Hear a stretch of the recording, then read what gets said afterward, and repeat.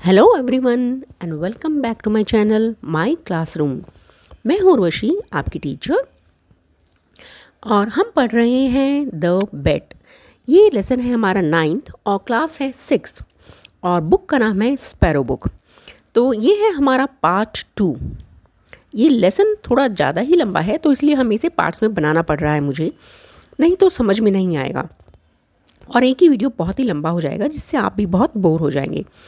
तो पहले जो पार्ट है उसमें हमने क्या पढ़ा था कि ये द बेट यानी शर्त जब हम लगाते हैं, और आप सभी भी अपने दोस्तों से कभी कभार शर्त लगाते ही हैं कि अच्छा तुम ये काम करोगे तो मैं तुम्हें इतने पैसे दूंगा, या मैं ऐसा करूंगा तो तुम मुझे मिठाई। मैं कभी कभी शर्त लगाती हूँ मिठाई खाने की कि चलो अगर मैं 1 किलो गुलाब जामुन खा लूँ तो तुम मुझे 100 रुपये देना। ऐसे ही मजाक कर रही हूँ, बट कभी कभी कोई शर्त ऐसे लगाते हैं कि बहुत भारी पड़ जाती है उनकी ज़िंदगी के लिए। ये जो हमारा लेसन जो एंटोन चेखोव ने लिखा है, ये ऐसे ही एक शर्त के बारे में है, जहाँ एक बैंकर और एक लॉयर एक शर्त लगाते हैं कि अगर तुम मुझे 2 मिलियन रुपीज़ दोगे तो मैं 15 साल तक अकेले, मतलब आजीवन जैसे कहते हैं कारावास, कि बिल्कुल अकेले 15 साल तक मैं, मतलब वो एक तरह से जेल की सज़ा भुगतने के लिए तैयार हूँ, मतलब बिल्कुल अकेला मैं रहने को तैयार हूँ। तो ये शर्त हो जाती है और ये है हमारा। चलिए पढ़ते हैं सेकंड पार्ट। तो शर्त हो गई है, तो चलिए देखते हैं अब दूसरे, मतलब इस पार्ट में क्या है। A lively discussion arose. The banker, who was younger and more nervous in those days, was suddenly carried away by excitement. तो ये डिस्कशन चल ही रहा था कि डेथ पेनल्टी ठीक है या आजीवन कारावास ठीक है। तो कुछ इसके पक्ष में थे और कुछ दोनों के ही पक्ष में नहीं थे, कह रहे थे दोनों ही अनैतिक है, इमोरल है। मतलब किसी को भी ये हक नहीं है कि जब आप किसी को जान दे नहीं सकते तो किसी की जान लेने का हक भी नहीं है। बट जो बैंकर था, जो थोड़ा सा नर्वस था आजकल और थोड़ा यंग था, वो एकदम से एक्साइटमेंट में उठ गया और बोलता है, और ही struck the table with his fist and shouted at the young man.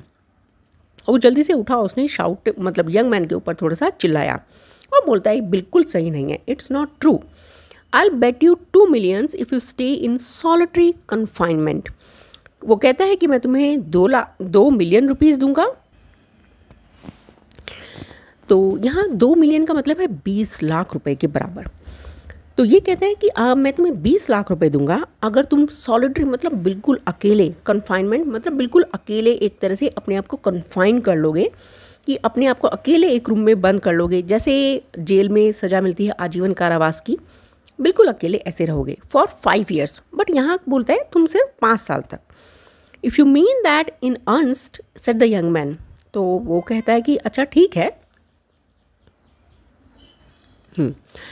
I'll take the bet। तो कहता है कि ठीक है, मुझे तुम्हारी शर्त मंजूर है। I would stay not 5 but 15 years। तो जो यंग हमारा लॉयर है वो कहता है कि अरे 5 नहीं 15 साल, मैं 5 साल नहीं रहूँगा, 15 साल रहूँगा, क्योंकि उसे शायद बहुत आसान लगता है ऐसे ही मतलब बिल्कुल अकेले रहना, और कोई भी रह सकता है। और उसका कहना था कि अगर मतलब सपोज़ कि आप जिंदा तो हो, अगर आप अकेले भी रहते हो, आपको कोई सज़ा मिलती है, तो कम से कम आप जिंदा हो। ये इससे अच्छा है कि आपको डेथ पेनल्टी मिल जाए। तो वो उसके फेवर में बात कर रहा था, और ये एक तरह से बता रहा था कि मैं भी रह सकता हूँ अगर कभी सपोज़ ऐसी सज़ा मिले, या मतलब आप बोलेंगे उन क्रिमिनल्स के बारे में कि जिनको कोई सज़ा मिलती है ऐसी, तो वो कम से कम जिंदा रह सकते हैं। 15 डन, क्राइड द बैंकर। अब बैंकर जोर से चिल्लाया, अरे 15 साल तुम रहोगे? तो उसे तो लगा ये तो बहुत ही मुश्किल है। Gentleman, I stake 2 millions. Agreed, you take your millions and I stake my freedom, said the young man.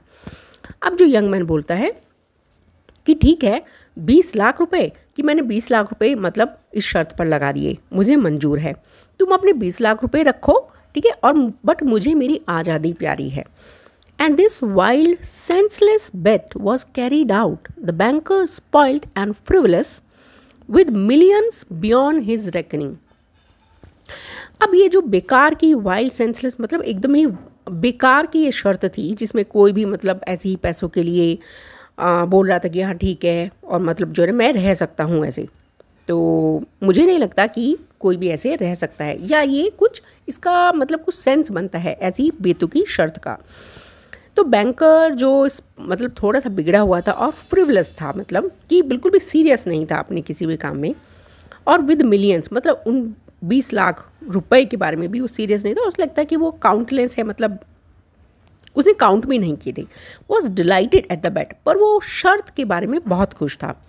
Eight supper he made fun of the young man, और सपर यानी जब खाने का टाइम हुआ तो उसने उस यंग मैन को थोड़ा मजाक बनाया। एंड सेड, और बोला, think better of it young man. तो उसने कहा यंग मैन दोबारा से सोच लो। जब थिंक बेटर ऑफ इट का मतलब होता है दोबारा से अच्छे से सोच लो। While there is still time, अभी भी टाइम है। To me 2 million are a trifle, but you are losing 3 or 4 of the best years of your life. अभी उसे समझाने की कोशिश करता है कि देखो मेरे लिए तो 20 लाख रुपए कुछ नहीं है, ठीक है, मैं तुम शर्त जीत जाओगे मैं तुम्हें दे दूंगा, बट मुझे पैसों का कोई नुकसान नहीं होगा, लेकिन तुम्हारी ज़िंदगी के कीमती 3 या 4 साल ये बर्बाद हो जाएंगे, क्योंकि मतलब एक तरह से सज़ा तो सज़ा है, चाहे वो कैसी भी है। आई से 3 or 4 because you won't stay longer. अब फिर ये भी समझाने की कोशिश करता है कि मैंने सिर्फ 3 या 4 साल ही कहे हैं, क्योंकि मैं जानता हूँ कि तुम उससे ज़्यादा नहीं रुक पाओगे, और शायद कोई भी नहीं रुक सकता अगर किसी को पैसे भी मिले, और मतलब जब आपने कुछ भी नहीं किया है और बिना किसी आपके जुर्म के आपको ऐसे ही अगर रहना पड़े, एक कमरे में बंद कर दो, तो आप सोच कर देखो बच्चों कि कितना मुश्किल होगा। अगर हमें कभी कभी मम्मी बोल देती है नहीं आज तुम खेलने नहीं जाओगे, घर में रहोगे, तो एक बेचैनी सी हो जाती है, कितना मतलब ख़राब लगता है ना सुनकर भी कि आज मैं खेलने नहीं जाऊँगा। और यहाँ तो 3 से 4 साल उस मतलब एक तरह से ये भी एक सज़ा थी जो वो खुद ही ले रहा था, बट जो ठीक नहीं थी। Don't forget either you unhappy man. तो कहता है कि शायद तुम अनहैप्पी मैन हो, या शायद तुम्हें किसी चीज़ की ज़रूरत नहीं है, तुम अपनी ज़िंदगी से दुखी हो, फिर भी भूल मत जाओ that voluntary confinement is a great deal harder to bear than compulsory. तो अब ये उसको समझाने की कोशिश करता है कि वॉलंटरी मतलब अपनी इच्छा से, वॉलंटरी कि अपनी इच्छा से तुमने सज़ा ली है, तो ये तो मतलब जो किसी को मिलती है उससे भी बहुत ज़्यादा मुश्किल होने वाली है।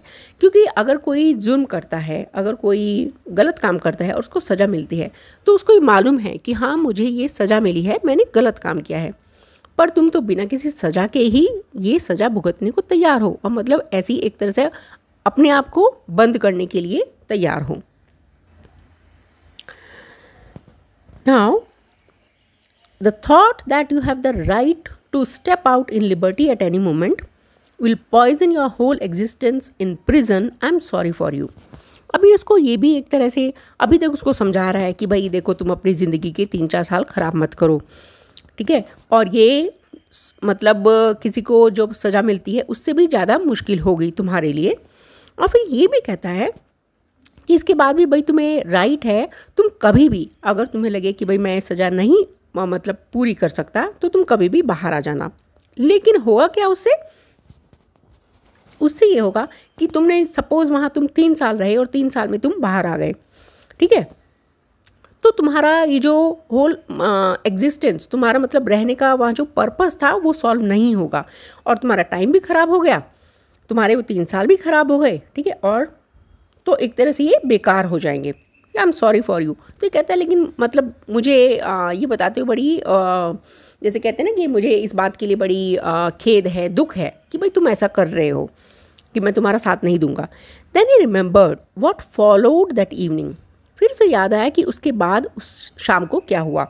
It was decided that the young man should spend the years of his captivity under the strict supervision in one of the lodges in the bankers garden. अब क्या हुआ, इट वॉज फिर निश्चित क्या हुआ, क्योंकि जब वो आदमी तैयार हो गया अपनी सज़ा भुगतने की, सज़ा नहीं अपने वॉलंटरी कन्फाइनमेंट के लिए, तो उसने कहा ठीक है अगर तुम तैयार हो तो मुझे कोई प्रॉब्लम नहीं है। अब होगा ये कि जो बैंकर्स था उसके जो गार्डन था, ठीक है, मतलब उसका जो गार्डन में एक पीछे लॉज थी। लॉज होती है मतलब जब हम कोई कमरा ऐसे ही बना देते हैं, उसमें लकड़ी का दरवाज़ा या मतलब सिर्फ जैसे नौकरों के लिए कभी कभी घर बना देते हैं ना, ऐसी एक छोटा सा एक उसमें रूम बना होता कि वहाँ पर तुम रहोगे और स्ट्रिक्ट मतलब तुम्हारे ऊपर बहुत ही सुपरविजन, मतलब हर पल देखा जाएगा कि तुम क्या कर रहे हो, ठीक है, बहुत ही स्ट्रिक्ट ये तुम्हारा कन्फाइनमेंट होगा। It was agreed that for 15 years he should not be free to cross, और ये भी इट वॉज अग्रीड मतलब दोनों इस बात पर भी तैयार हुए कि 15 साल तक he should not be free to cross the threshold of the lodge. अब थ्रेशहोल्ड क्या होता है? थ्रेशहोल्ड होता है चौखट। जब जैसे हमारा ये दरवाज़ा है बच्चों, तो यहाँ पर एक पट्टी सी लगी होती है, इसको बोलते हैं चौखट, जो हम इसको मतलब क्रॉस करके अंदर जाते हैं। तो अब ये कहता है कि ये भी तय हुआ कि 15 साल तक तुम ये मतलब दरवाजे की चौखट भी पार नहीं करोगे, ठीक है, मतलब तुमने उसे पार किया तो तुम्हारी वो शर्त टूट गई। To see human beings, to hear the human voice और to receive letters and newspapers, मतलब चाहे किसी भी आदमी को देखने के लिए, उसकी आवाज़ सुनने के लिए, कोई भी लेटर न्यूज़पेपर लेने के लिए भी, मतलब तुम वो जो कमरा है उसके अंदर ही रहोगे। He was allowed to have a musical instrument and books and was allowed to write letters, to drink wine and to smoke. अब उसे ये अलाउ हुआ कि भाई ठीक है, तुम म्यूज़िक सुन लेना, बुक्स पढ़ लेना, ठीक है, लेटर लिख लेना और वाइन पी लेना, क्योंकि बाहर के देशों में वाइन बहुत कॉमन चीज़ है, और स्मोक कर सकते हो। तो by the terms of agreement, by the terms of the agreement, the only relations he could have with the outer world were by a little window made purposely for that purpose. अब इसके साथ agreement में एक और शर्त क्या थी कि मतलब तुम बाहर देख सकते हो, ठीक है, he could have with the outer, जो बाहर की जो दुनिया है, क्योंकि तुम तो अंदर बंद हो जाओगे। अब बाहर की दुनिया में तुम क्या देख सकते हो कि कमरे में एक छोटी सी विंडो बनी हुई है, उस विंडो से सिर्फ तुम बाहर देख सकते हो, वो भी सिर्फ देखने के लिए। लिटिल विंडो जो उसी पर्पज़ के लिए बनाई गई थी कि शायद उसमें से थोड़ी सी हवा भी आ जाए। He might have anything he wanted, books, music, wine and so on, in any quantity he desired by writing an order, but could only receive them through the window. अब वो उसे सब कुछ मिल सकता था, यानी उसे बुक्स मिलेंगी, म्यूज़िक मिलेगा और जितना भी चाहिए उतना मिलेगा, बट कहाँ से? वो भी सिर्फ उस विंडो से। मतलब वो कौन दे रहा है पेपर, लेटर, बुक्स, वो उसको भी नहीं देख सकता, वो उससे बातें भी नहीं कर सकता और अपने कमरे से बाहर भी नहीं निकल सकता। उसको जो भी दिया जाएगा सिर्फ इस विंडो के थ्रू मिलेगा। The agreement provided for every detail and every trifle that would make his imprisonment strictly solitary. अब ये जो अग्रीमेंट बनाया गया उसमें हर डिटेल और हर छोटी छोटी चीज़ मेंशन की गई, जिससे उसका जो इम्प्रिजमेंट था, मतलब जो उसके कमरे में रहने की एक तरह से वो सजा थी, बिल्कुल बहुत ही ज़्यादा स्ट्रिक्ट थे, सॉलिटरी की, वो बिल्कुल अकेला रहे। And bound the young man to stay there exactly 15 years, और ये भी कि वो पूरे 15 साल तक वहाँ रहेगा। तो मतलब उसमें जो अग्रीमेंट बनाया गया, फिर एक उसमें हर चीज़ लिखी गई कि तुम ऐसे रहोगे और ऐसे खिड़की से तुम्हें न्यूज़पेपर मिलेगा, बुक मिलेगी, जो भी तुम्हें चाहिए, और पूरे 15 साल तक रहोगे। Beginning from 12 o'clock of November 14, 1870 and ending eight 12 o'clock of November 1485। अब उसमें डेट भी लिखी गई कि तुम 1870 नवंबर 14 से कि 12 बजे से शुरू होता है और ख़त्म होगा 1885 14 नवंबर की रात को 12 बजे। The slightest attempt on his part to break the conditions, if only 2 minutes before the end, would release the banker from the obligation to pay him 2 millions. अब इसमें शर्त ये थी कि अभी तुम तैयार हो गए भाई 15 साल रहने के लिए, लेकिन अगर 15 साल जैसे ख़त्म होते हैं उससे 2 मिनट पहले भी अगर सपोज़ कि तुमने इनमें से कोई भी शर्त नहीं मानी, तो वो जो बैंकर था जो उसको पैसे देगा शर्त के, मतलब वो उससे रिलीज़ हो जाएगा, मतलब उसे फिर उसको पैसे देने की ज़रूरत नहीं है। इट मीन्स कि उसने अपनी शर्त, जो लॉयर था उसने अपनी शर्त नहीं मानी, उन्हें शर्तों को तोड़ दिया। For the first year of his confinement, as far as one could judge from his brief notes, the prisoner suffered severely from loneliness and depression. अब जो पहला साल था कन्फाइनमेंट का, मतलब उसके रहने का वहाँ पर अकेलापन, as far as one could जज, तो कोई उसको जज कर सकता था उसके छोटे छोटे मतलब नोट से कि शायद ये जो प्रिजनर है उसको बहुत ज़्यादा लोनलीनेस हो रहा है और डिप्रेशन भी हो रहा है। डिप्रेशन एक तरह की बीमारी कह सकते हैं कि ये जो मानसिक बीमारी होती है एक्चुअली, और इसमें जब आदमी बहुत अकेलापन महसूस करता है तो वो रोता है और उसको बहुत रोना आता है हर चीज़ के ऊपर और बहुत गुस्सा भी आता है। In the second year the prisoner asked only for the classics. अब जो पहला साल तो मतलब उसकी लोनलीनेस अकेलापन में और उसकी डिप्रेशन में निकल गया, और सेकेंड ईयर में द प्रिजनर ने थोड़ा सा क्लासिक यानी शायद कुछ पढ़ने की ऐसी चीज़ें मांगी।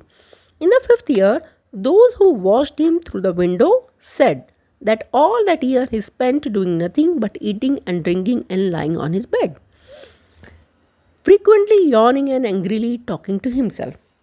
अब 5वां साल हो गया और 5वें साल से those who watched him through the window, कुछ लोग मतलब जो उसे विंडो से देख रहे थे कि वो क्या करता है सारा दिन, तो उन्होंने देखा कि जब 5वां साल आया तो सिर्फ वो खाता है पीता है और अपने बेड पर लेट जाता है और यौन करता है, मतलब जैसे जमाई लेते हैं, और जब आप मतलब आपके पास कुछ भी करने को नहीं होता है, और एंग्रीली टॉकिंग टू हिमसेल्फ, क्योंकि पहले साल वो डिप्रेशन में था तो उसे अपने ऊपर बहुत गुस्सा आ रहा था। शायद वो ये सोचता हो कि मैंने ऐसी ये शर्त क्यों मैंने मानी। He did not read books, उसने कोई बुक भी नहीं पढ़ी थी। Sometimes at night he would sit down to write, he would spend hours writing and in the morning tear up all that he had written. और कभी कभी वो कुछ मतलब बुक्स तो नहीं पढ़ता था, बट कभी कभी वो रात को बैठ जाता था कुछ लिखने के लिए और उस पर घंटों तक कुछ लिखता रहता था, बट सुबह होते ही वो उनको सबको फाड़ देता था जो भी उसने सुबह लिखा। More than once he could be heard crying, और मोर देन वंस यानी एक से ज़्यादा बार वो उसके रोने की आवाज़ बाहर लोग सुनते थे। In the second half of the 6th year the prisoner began जेलसली studying languages, philosophy and history. He threw himself eagerly into these studies. पर जब छठे साल का आधा साल तो ऐसे निकल गया कि वो खाता पीता था और सोता रहता था और को मतलब रात में कुछ लिखता था और सुबह उसको फाड़ देता था। बट जब सेकेंड हाफ आया छठे साल का तो उसने फिर कुछ बुक्स मंगाई कि मुझे कुछ लैंग्वेज की बुक्स ला कर दो जिसमें फ़िलॉसफी थी और इतिहास था। ही थ्रू हिमसेल्फ ईगरली, और मतलब उसने फिर वो पढ़ना शुरू कर दिया, मतलब बहुत ही बुरी तरह से फिर वो पढ़ने लगा। That little window made so much so that banker had enough to do to get him the books he ordered. मतलब उसने इतना सारा पढ़ाई किया, इतना सारा वो पढ़ने लगा कि जो बैंकर था उसको बहुत सारी बुक्स उसको लाकर देनी पड़ी। In the course of 4 years some 600 volumes were procured at his request. तो अब ये देखिए कि उसने इतना पढ़ा उन 4 सालों में, मतलब अगले 4 सालों में, कि करीब 600 वॉल्यूम्स होता है मतलब जैसे एक बुक का सेट होता है और उस सेट में 2 या 3 बुक होती है तो उसको कहते हैं एक वॉल्यूम पूरा। करीब 600 के करीब बुक्स उसकी रिक्वेस्ट पर उसको दी गई। It was during this period that the banker received the following letter from his prisoner. और इसी दौरान वो जब वो लिख रहा था अगले 4 साल तक, उसी दौरान उसने जो बैंकर था उसको एक लेटर भी लिखा। तो अगले लेटर के बारे में हम पढ़ेंगे नेक्स्ट वीडियो में। तब तक हम करते हैं इसके कुछ, क्योंकि ये जैसा मैंने बताया बच्चों बहुत ही लंबा लेसन है अभी भी, और शायद इसके 2 पार्ट और मुझे बनाने पड़ेंगे, इतना लंबा है। तो अभी हम कर लेते हैं एक रिवीजन मतलब रिवाइज करते हैं थोड़े से जो डिफ़िकल्ट या बिगर वर्ड्स हैं उनको कैसे प्रोनाउंस करते हैं। तो मैं अंडरलाइन करूँगी, आप मेरे साथ साथ रिपीट करिए। जैसे ये पहला है इसमें रेकनिंग, इसको बोलते हैं रेकनिंग यानी कैलकुलेशन। फ्रिवलस ये है, जैसे मैंने बताया कि जब कोई बड़ा वर्ड होता है तो हम उसको डिवाइड कर लेते हैं, हम इसको यहाँ पे फ्रिवलस, सो फ्रिवलस। फिर इसमें है कन्फाइनमेंट, सो कन्फाइनमेंट,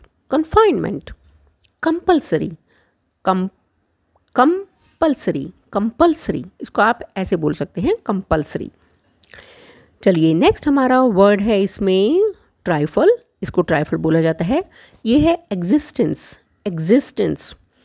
फिर नेक्स्ट है हमारा रिमेंबर, आपको पता है सुपरविजन। ये भी देखिए सुपर और विजन 2 अलग अलग वर्ड से बना है, सुपरविजन। और ये हमारा थ्रेशहोल्ड यानी चौखट, lodge, instrument, instrument, agreement, agreement, purposely. Then next है हमारा इसमें इम्प्रिजनमेंट, इम्प्रिजनमेंट, इम्प्रिजनमेंट। देन हमारा है depression, depression, and then we can jealously, jealously, ये है जील एंड जील से बना है, जील मतलब बहुत उत्साह से भरा हुआ, ठीक है। जेलसली मतलब यहाँ भी ये आपका बन गया है यहाँ पर जेलसली, बहुत ही उत्साह से उसने अपनी पढ़ाई करनी शुरू की। This is philosophy and history. And then yes, so till here we have read and now we'll start the lesson in the next video. So I hope कि आपको समझ में आया होगा, और अगर कुछ समझ में नहीं आता है तो प्लीज़ मुझे कमेंट बॉक्स में लिखिए और मेरे चैनल को लाइक शेयर कीजिए अगर आपको चैनल अच्छा लगता है और समझ में आता है तो till then keep listening, keep listening and keep studying. Happy learning. Bye bye.